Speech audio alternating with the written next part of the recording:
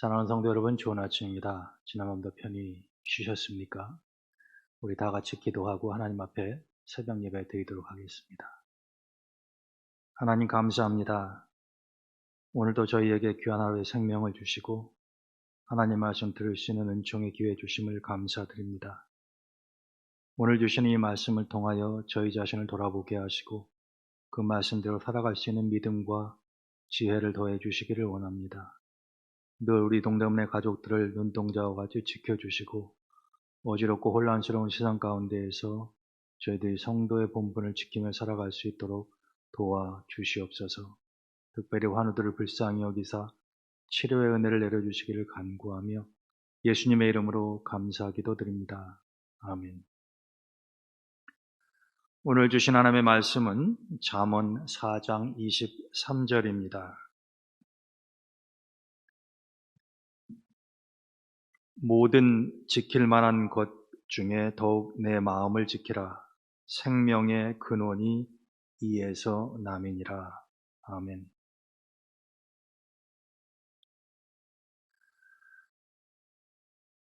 얼마 전에 봄을 맞이해서 우리 교역자들 함께 가평 스캔돈 채플을 다녀왔습니다. 겨울에는 눈이 많이 내리고 또 저희들이 자주 가지 않기 때문에 따뜻한 봄이 와서 청소도 할 겸 가평에 다녀왔는데 그 아름다운 채플을 보면서 이런 생각이 들었습니다. 아무리 아름다운 교회 건물이든 정원이든 집이든 사람이 살지 않고 관리를 하지 않으면 굉장히 빠른 속도로 집 같은 경우에는 폐가가 되기도 하고 또 채플 주변도 좀 황량하게 바뀐다라고 하는 것을 새삼 느끼게 되었습니다. 당연한 것입니다만은 집도 사람이 살고 사람 냄새가 나야 정말 집다운 집이 아닙니까? 채플에서도 성도들이 하나님 말씀을 듣고 기도하는 소리가 울려 퍼질 때 진정한 하나님의 집으로서의 가치가 있는 것이겠죠. 흔히 우리 마음을 정원에 비유하기도 합니다. 이 정원에 아름다운 꽃이 피고 또 보는 사람들에게 즐거움을 주려면 그 정원을 잘 관리하고 가꾸어야 되는 것처럼 우리 마음도 정원과 같아서 관리하지 않고 보살피지 않으면 금방 황폐해져 버리고 만다라고 하는 것입니다. 사람의 손길이 떠난 정원, 그리 오랜 시간이 걸리지 않아서 잡풀이 자라고 굉장히 황량해질 수가 있는 것처럼 우리 마음의 정원도 우리가 잘 가꾸고 손보지 않으면 황폐해질 수가 있다라고 하는 것이죠. 그래서 하나님은 성경에서 이 마음에 관한 말씀들을 많이 하십니다.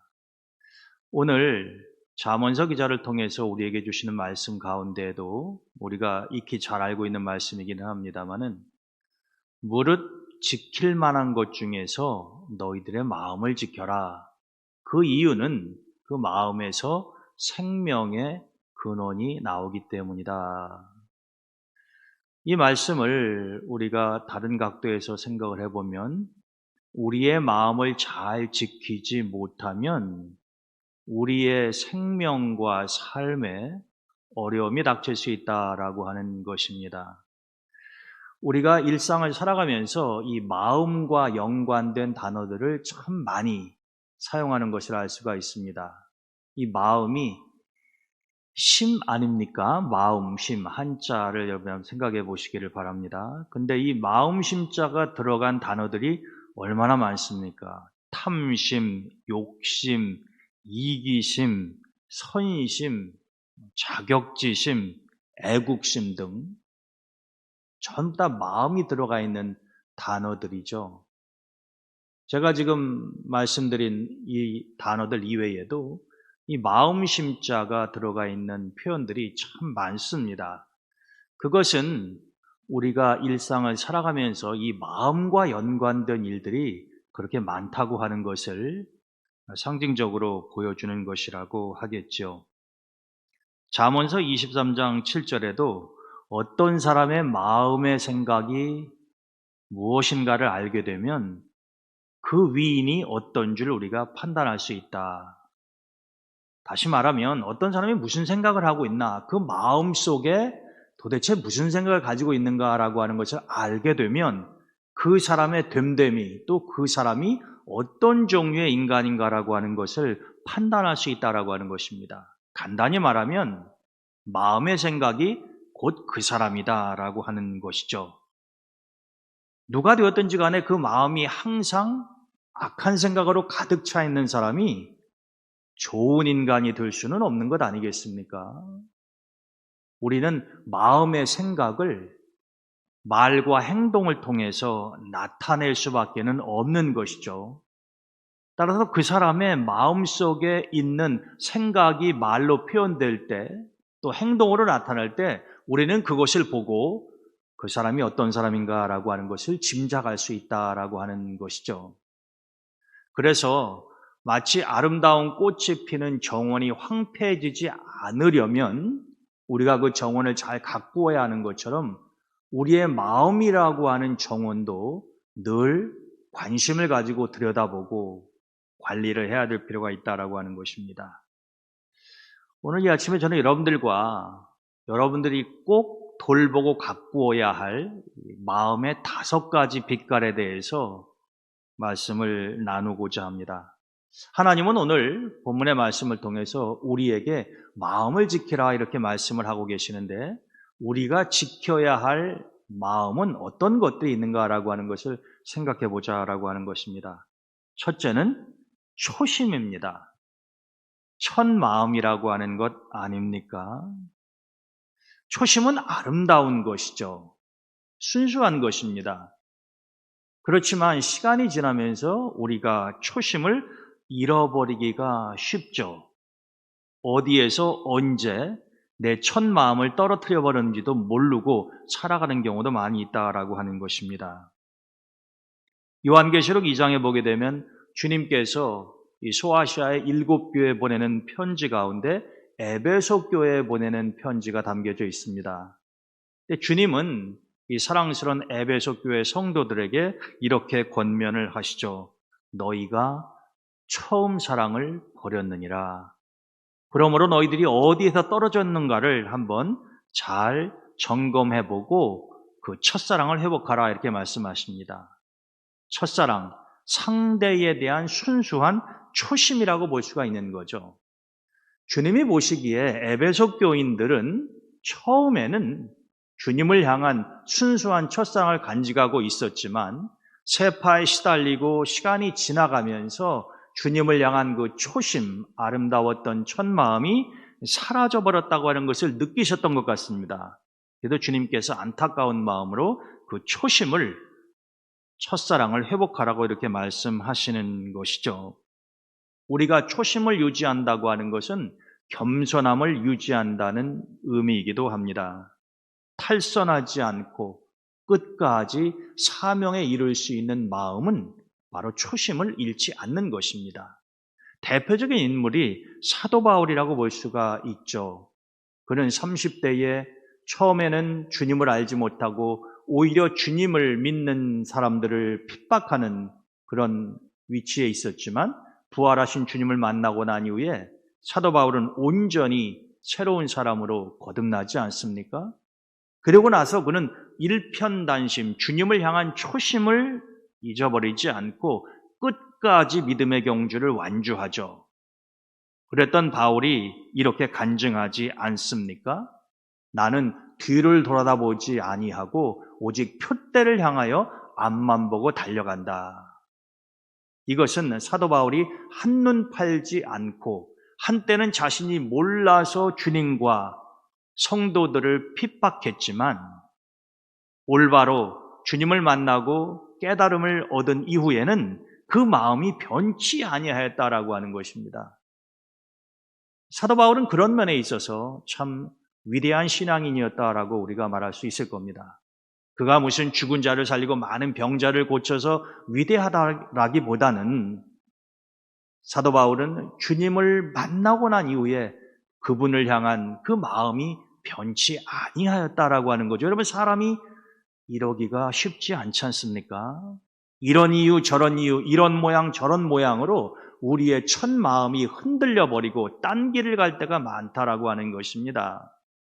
그러나 사도 바울은 그런 의미에서는 주님을 향한 초심, 아름다움을 죽을 때까지 간직했던 인물이었음을 우리가 알 수가 있습니다. 초심을 잘 지켰다라고 하는 것이죠. 두 번째 우리가 지켜야 할 마음은 열심입니다. 열심은 곧 열정적인 마음을 말하는 것이죠. 사도 바울은 로마서 12장 11절에서 로마 교인들에게 이렇게 권면합니다.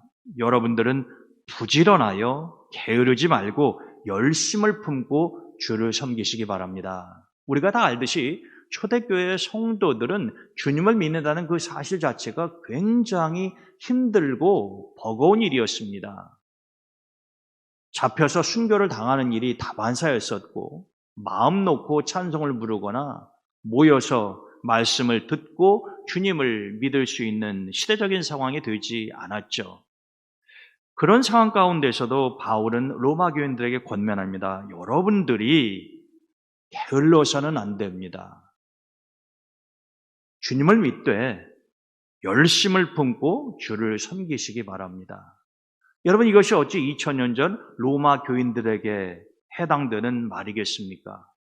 오늘 우리에게도 절실하게 적용할 수 있는 이야기 아닙니까? 사실 코로나 시국이라고 하는 이런 시대적인 상황 때문에 우리가 신앙생활이나 주님을 향한 우리의 열심이 사실 많이 나도 모르게 약해지고 흐지부지해지지는 않았는지 한번 점검해 볼 필요가 있지 않겠습니까? 열심이 없다라고 하는 것, 그것이 무엇이 되었든지 간에 내가 그것을 뜨겁게 사모하고 꼭 이루겠다라고 하는 그런 열정이 없어져 버린 것을 의미하는 것입니다. 하나님도 열심을 내시는 분이죠. 하나님도 어떤 일을 하실 때에 게으르고 나태한 모습으로 일하시지 않습니다. 그래서 이사야는 이사야 37장 32절에서 만군의 여호와의 열심히 이를 이루시리라 이렇게 이야기합니다. 만군의 여호와 하나님이 열심으로 어떤 일을 이루신대요. 즉 하나님이 어떤 일을 계획하시고 그것을 추진해 나가실 때에 열심을 다해서 한다라고 하는 겁니다. 물론 하나님께 열심이라고 하는 단어를 사용하는 것 자체가 하나의 비유적인 모습이기는 합니다만은 하나님은 게으름과는 거리가 있으신 분이다라고 하는 것이죠. 그런데 그런 열심히 있는 만군의 여호와 하나님을 믿는 여러분들도 열심을 품고 주를 섬기라고 하는, 즉 이사야의 말과 사도 바울의 말이 다른 것이 아니라 서로 연결되어 있다라고 하는 것을 알 수가 있습니다. 미국의 유명한 사상가인 랄프 에머슨이라고 하는 사람은 이런 말을 한 적이 있습니다. 열정은 성공의 아주 강력한 엔진입니다. 여러분, 자동차나 비행기에 엔진이 힘이 없거나 약하면은 전속력으로 힘있게 달릴 수가 없는 것 아닙니까? 마찬가지로 열정이 없는 사람은 엔진에 힘이 없는 것과 마찬가지다라고 하는 것이죠. 무엇인가를 할 때 당신이 가진 것을 발휘하고 영혼을 쏟아 붓는 것입니다. 열정이 뭐냐? 어떤 일에 내 영혼을 쏟아 붓는다라고 하는 것이에요. 그게 목회가 되었든 아니면은 학교에서 아이들을 가르치는 일이 되었든 장사가 되었든 회사에서 근무를 하든 어떤 일이냐, 그 일의 종류는 상관이 없습니다. 열정이 있는 사람은 혼신의 힘을 거기에다 쏟아붓는 것이죠. 그리고 거기에서 놀라운 결실을 맺습니다. 게으르고 열정이 없는 사람이 어떤 큰 일을 이루는 것을 우리는 주변에서 볼 수가 없습니다. 따라서 우리가 지켜야 할 마음 중에 하나가 열심이다라고 하는 거죠. 그렇지 않아도 나이가 들면 육체도 약해지고 생각도 느슨해지고 열정이 사라지고 뜨뜻미지근해지기 쉽습니다. 그러나 여러분, 그것은 우리가 어떠한 자세로 살아가느냐에 따라서 나이에 상관없이 사뭇 다른 모습으로 살아갈 수가 있습니다. 사도 바울 같은 경우는 60대 중반에 순교를 당하기까지 그의 모습 속에서 열정이 사라지거나 게으른 모습을 우리가 상상할 수 없지 않습니까? 그는 잠언서 기자가 이야기하는 것처럼 지켜야 할 마음 가운데에 열심을 또한 잊어버리지 않은 인물이라고 하는 것을 우리가 알 수 있습니다. 물론 우리는 언젠가는 죽겠죠. 그러나 그 순간까지라도 의미 있는 일에 내 영혼을 쏟아붓는 그런 열심을 갖고 열정적인 모습으로 살아가다가 하나님의 부르심을 받는 것이 낫지 않겠습니까? 하루하루 그저 의미 없이 시간을 죽이는 그런 모습으로 사는 것보다 말입니다. 세 번째로 우리가 지켜야 할 마음은 진심입니다. 참된 마음이다라고 하는 것이죠. 여러분, 이 진심은 느껴질 수가 있습니다. 이 마음이라는 게 그렇잖아요. 이심전심이라고 하는 표현도 있습니다만은 아무런 말 한마디 하지 않아도 상대방의 마음이 나한테 전달되고 내 마음이 상대방에게 전달될 수 있다라고 하는 것입니다. 이게 마음의 신비한 능력이라고 이야기할 수도 있는 거죠. 상대방이 나를 향해 가지고 있는 마음이 거짓된 것이냐, 그럴싸하게 포장된 것이냐, 아니면 진심에서 우러난 것이냐라고 하는 것을 우리는 느낄 수 있단 말입니다. 내가 상대방의 마음을 느낄 수 있다고 한다면 상대방도 나의 마음을 당연히 느낄 수 있겠죠. 그렇기 때문에 우리는 하나님과 사람과의 관계에 있어서 이 진심을 잊어버려서는 안 된다라고 하는 겁니다. 이 진심에 상반된 표현이 거짓된 마음 아니겠습니까? 진심을 지킨다라고 하는 것은 거짓된 마음을 멀리해야 가능한 것이겠죠. 우리는 정치인들이 말을 하는 것 보면은 참 청산유수고 달변가가 많이 있지만 대부분의 정치인들의 말 속에서 진심을 느끼기는 참 어렵습니다. 말을 잘 못해서가 아니에요. 입으로 말은 잘하지만 그 마음이 실리지 않은, 진실된 마음이 실리지 않은 말들이기 때문에 듣는 사람에게는 허공을 치는 메아리처럼 참 공허한 경우가 많다라고 하는 것입니다. 예수님이 여인이 난 자 중에 가장 큰 자라고 칭찬하셨던 세례 요한, 그에 대한 평가가 요한복음 10장 41절 이하에 그렇게 기록이 되어 있습니다. 사람들은 세례 요한이 한 말은 무엇이든지 다 참이라고 받아들였더라. 그래서 사람들은 예수님에 대해서 알지 못했지만 세례 요한이 바로 저분이 세상 죄를 지고 가는 하나님의 어린 양이다라고 이야기했을 때 예수님이 어떤 분인지 아직은 모르지만 세례 요한의 이야기를 듣고 예수님을 믿었다라고 요한은 기록하고 있습니다. 요한은 말이 언제든 거짓이 없는 참된 말을 했는데 그것은 곧 세례 요한의 마음이 진심이었기 때문에 그렇다라고 하는 것입니다. 마음의 생각이라고 하는 표현이 있지 않습니까? 내 마음이 거짓으로 가득 찼는데 입에서 진실된 말이 나오기가 쉽지가 않죠. 그런 것은 가식이요 위선이라고 하는 것을 사람들이 금방 느끼기 때문에 아무리 포장을 해서 말을 한다고 하더라도 그것은 마음에 와 닿지 않습니다. 우리는 어찌 보면은 거짓이 난무하는 세상에서 살다 보니까 진심을 잃어버리기가 참 쉬워요. 너무나도 거짓이 팽배하고 우리가 여기저기에서 그런 거짓된 말을 많이 듣기 때문에 이 진심을 지킨다라고 하는 것 말처럼 쉽지는 않습니다. 어쩌면 그렇기 때문에 하나님은 우리에게 더욱더 진심을 지키라고 말씀을 하시는 것이겠죠. 네 번째로 여러분들과 제가 지켜야 할 마음 중에 하나는 중심입니다. 가운데 마음이다라고 하는 이야기죠. 우리가 이 중심과 연관된 인물을 생각해 보면 사무엘이 있지 않습니까? 그 유명한 사무엘이 사울과 다윗에게 기름을 부어서 왕을 삼잖아요. 근데 하나님이 사울을 버리고 이제 다윗의 집안에서 새로운 왕을 선택을 할 때 그가 이새의 집에 가지 않습니까? 사무엘은 장남 엘리압을 보고 너무나 반해서요. 잘생겼거든요. 건장했습니다. 그랬더니 사무엘이요. 그에게 기름을 부으려고 하죠. 그런데 여러분 이건 참 흥미로운 장면입니다. 사무엘이 보통 사람이 아니잖아요. 산전수전 다 겪고 영적인 능력도 탁월하고 뭐 하나 흠잡을 데 없을 정도로 완벽한 지도자 인물이 사무엘이었습니다. 그런데 그런 사무엘도 홀릴 만큼의 탁월한 외모를 가지고 있었던 게 엘리압이었던 모양이에요. 그래서 사무엘이 하나님께 묻기도 전에 하나님이 말씀하시기도 전에 자기 스스로 판단을 해서 이 사람이 이 엘리압이 바로 다음 왕제구나. 그리고 기름을 부으려고 하는데 하나님이 멈추게 하시지 않습니까? 그러면서 하신 유명한 말씀, 너희 인간들은 외모를 보거니와 나 여호와는 중심을 보신다 이렇게 말씀하지 않습니까? 여러분 이것은 아주 중요한 의미인데요. 하나님이 중심을 보신다고 한다면 우리는 중심을 잘 지켜야 된다는 거죠. 사람들은 외모를 보기 때문에 사람들에게 잘 보이기 위해서 내 마음과는 상관없이 이 거치장에 신경을 많이 쓰지 않습니까?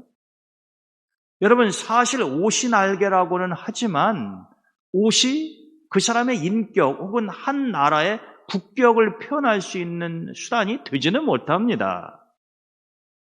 그렇지만 대부분의 사람들이 그 사람의 인격이나 이 마음을 보기 전에 겉모습만 보기 때문에 그것에 맞춰주기 위해서 사람들이 외모를 치장하는 데 많은 돈도 들이고 신경을 쓰지 않느냐 이 말입니다. 아무도 관심이 없고 나를 봐주지 않는다고 한다면 내가 그렇게 외모를 치장하는데 돈도 들이고 신경을 쓸 하등의 이유가 없을 겁니다. 지극히 다른 사람들의 관점과 사람들의 눈을 의식한 행위죠. 그런데 안타깝게도 하나님은 우리가 시간과 돈을 들여서 그렇게 치장하는 외모에는 전혀 관심이 없으시다는 겁니다. 아무리 엘리압이 사무엘의 인간의 눈으로 보기에 잘생기고 건장하고 왕제로 느껴질지 모르겠지만 하나님은 그의 외모가 아닌 중심을 보시고 그 마음의 중심이 여호와를 향해 있는 다윗에게 눈이 가 있지 않으셨습니까? 이처럼 하나님이 중심을 보신다고 한다면 하나님이 나의 중심도 보실 것 아닙니까? 그러니까 우리는 충분히 내 마음 한가운데 이 중심을 잘 지켜서 하나님에게 인정을 받을 필요가 있다라고 하는 거죠. 사람들은 어차피 마음의 중심을 보기보다는 외모를 보기 때문에 외모 치장하는 쪽으로 신경을 쓸지 모르겠지만은 하나님이 중심을 보신다고 한다면 우리는 그 무엇보다도 이 마음의 중심을 잘 지키도록 애를 써야 된다라고 하는 것입니다. 예수님께서 마태복음 15장에 보시면 이런 말씀을 하세요. 이 백성이 입술로는 나를 존경하되 마음은 내게서 멀도다. 입술은 눈에 보이죠. 마음은 보이지 않습니다. 입술이 외모에 해당된다라고 한다면은 눈에 보이지 않는 이 마음이 하나님이 보시는 중심이라고 우리가 이야기할 수 있겠죠. 예수님이 사람들이 헌금하는 것을 보시고 과부가 2렙돈을 냈을 때에 주님이 그 과부의 헌금하는 모습을 칭찬하지 아니하십니까? 여러분 이건 세상적인 판단 기준을 보게 되면 맞지 않는 이야기예요. 2렙돈 아주 적은 액수입니다. 그렇지만 어려운 상황 가운데서도 하나님을 향한 그 마음의 중심을 예수님이 보시고 이 과부를 칭찬하신 것 아니겠습니까? 얼마나 많은 헌금을 드렸느냐라고 하는 그 돈의 절대적인 액수가 판단 기준이 되지 않았다라고 하는 겁니다. 오늘날도 마찬가지죠. 하나님은 우리가 착각하고 잘못 생각하는 것처럼 이 외형적인 것에 일차적인 관심을 갖고 계시지 않다라고 하는 것입니다. 우리의 마음의 중심이 여호와 하나님을 향해 있을 때, 주님을 향해 있을 때 그것을 인정해 주시고 가장 소중하게 보신다라고 하는 것이죠. 마지막으로 우리가 지켜야 할 마음은 합심입니다. 합심, 서로 합해진 마음, 하나 된 마음 아닙니까? 여러분, 우리는 이 합심을 지키지 못해서 지금 이렇게 어수선하고 혼란스러운 사회 속에서 살아가는 것입니다. 지금 우리 사회의 가장 큰 병폐 중에 하나가 뭡니까? 갈등과 분열 아닙니까? 하나 되지 못한 것이잖아요. 그래서 새로운 대통령도 내거는 슬로건이 뭡니까? 설사 적이라고 하더라도 그들과 같이 협치를 해서 국민들을 잘 섬기겠다 이런 이야기 하잖아요. 그것은 그만큼 우리가 지금 갈등과 분열로 나뉘어져 있다라고 하는 것을 상징하는 것입니다. 합심, 하나된 마음을 가지고 있지 못하다라고 하는 것이죠. 우리가 지켜야 할 마음 중에 하나가 바로 이 합심이라는 것입니다. 기도도 혼자 할 수 있죠. 그러나 합심 기도라고 하는 것도 있습니다. 혼자 기도하는 것도 필요하고 좋은 것입니다만 같이 한 마음으로 힘을 모아서 기도하는 합심 기도가 더 강력한 능력을 발휘할 때가 있고 아름다운 모습이 될 때가 있지 않습니까? 전도서 4장에 보면 이렇게 하나님 말씀하시죠. 두 사람이 일할 때 한 사람이 일한 것보다 더 좋은 결과를 얻을 수가 있다. 두 사람이 추운 날씨에 같이 누워있으면 서로의 체온으로 상대방을 따뜻하게 해줄 수 있겠지만 혼자 누우면 더 춥지 않겠느냐. 혼자서 싸우면 패배하기 쉽지만 두 사람이 합쳐서 힘을 모아 싸우면 적에게 맞설 수 있지 않겠느냐. 세 겹줄은 쉽게 끊어지지 아니하느니라. 여러분, 비유적으로 하신 이 말씀이 결국 무엇을 뜻하는 것입니까? 하나 될 때 우리가 생각한 것 이상으로 놀라운 능력을 발휘할 수 있다라고 하는 것이죠. 이것은 모든 공동체에 다 적용될 수 있는 진리 아닙니까? 한 가정 안에서 남편과 아내가 하나가 되지 못했을 때, 부모와 자식이 한 마음이 아닐 때, 교회에서 목사님과 성도들이 하나로 연합되지 못할 때, 나라에서 정치하는 사람들이 파당을 지어서 서로 싸우고 자신들의 이익만을 생각하면서 하나가 되지 못할 때 어떻게 그 가정이 평안하겠으며 어떻게 그 교회가 부흥성장하고 하나님께 존귀하게 쓰이겠으며 어떻게 그 나라가 성장하고 국민들에게 편안한 삶을 가져다 줄 수 있겠느냐라고 하는 것입니다. 마음이 하나 되지 못하는 곳에서부터 모든 문제가 발생합니다. 마음의 균열이 생길 때에 거기에서부터 갈등과 싸움이 시작이 되는 것 아닙니까? 그래서 우리는 하나 되게 하는 마음, 이 합심을 꼭 지켜야 된다라고 하는 것입니다. 제가 오늘 아침에 이 잠언서 기자가 하나님이 잠언서 기자를 통해서 말씀하시는 거죠. 너희들이 지켜야 할 것들이 많이 있을 수 있다. 돈도 지켜야 되고 명예도 지켜야 되고 직장도 지켜야 되고 건강도 지켜야 되고 다 좋은데 무엇보다도 가장 중요한 너희들의 마음을 우선적으로 잘 지키라 이렇게 말씀하시니까요. 우리가 지켜야 할 마음 가운데 제가 여러분들과 5가지를 한번 생각하고 은혜를 나누었습니다. 저는 사랑하는 우리 동대문교회 성도 여러분들이 첫 마음, 초심, 열정적인 마음, 열심, 거짓이 아닌 진실이 담긴 마음, 진심, 주변의 상황에 음모에 휘둘리지 아니하고 언제나 하나님을 향한 중심, 그리고 우리를 서로 하나가 되게 하는 합심의 마음을 여러분들의 가정에서나 교회에서나 직장에서나 여러분들이 어디에 서 있든 어디에 생활을 하든 하나님의 자녀로서 이런 마음들을 잘 지키시고 살아가시기를 주님의 이름으로 축원드립니다. 여러분들 오늘 하루도 주님의 은혜 가운데 좋은 날 되시기 바라고, 내일은 이제 고난주간이 시작되는 종려주일입니다. 특별히 다음 한 주 동안에 우리가